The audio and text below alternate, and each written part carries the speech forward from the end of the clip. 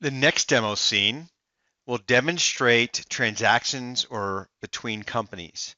Imagine, and very typical, organizations consist of several companies but may not have the equivalent number of accounting and administrative teams.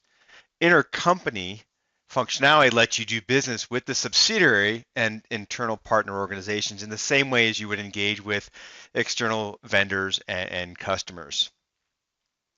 So in this scenario, we will create the purchase invoice, and we will do that in the headquarters company. Then I'll log in company one to approve the transaction.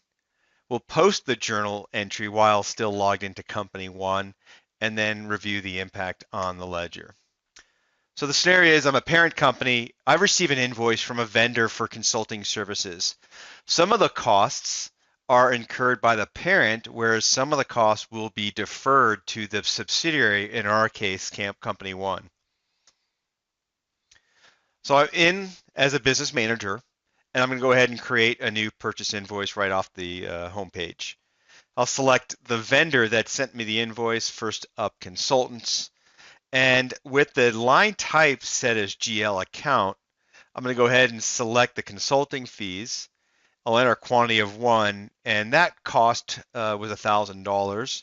Now I have a second line item, right? It was going to be incurred by the subsidiary company. So I'll select, again, the same GL account consulting fees. In this case, $750 will be billed to the partner type as I select the partner code to company one. And then I'll post the transaction. And to show you that, I'll navigate to the general ledger entries and the drill down capabilities to see all of the debit and the credit and what's happening. And so you can see here on line one, the GL account for consulting fees, we credited $750. And then of course, I've got a debit for the headquartered company for the total invoice amount. And then I've got a liability of $1,750, of which I'm going to incur back the highlighted item you see here, the due from company one.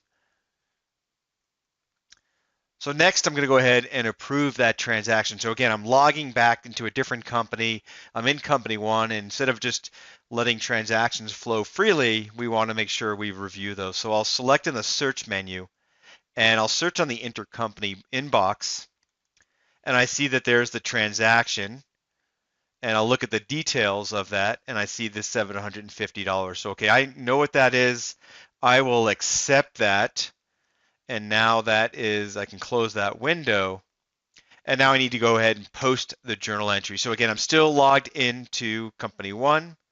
I'll search on the intercompany journal, and we'll go ahead and post that entry. And now I'm done.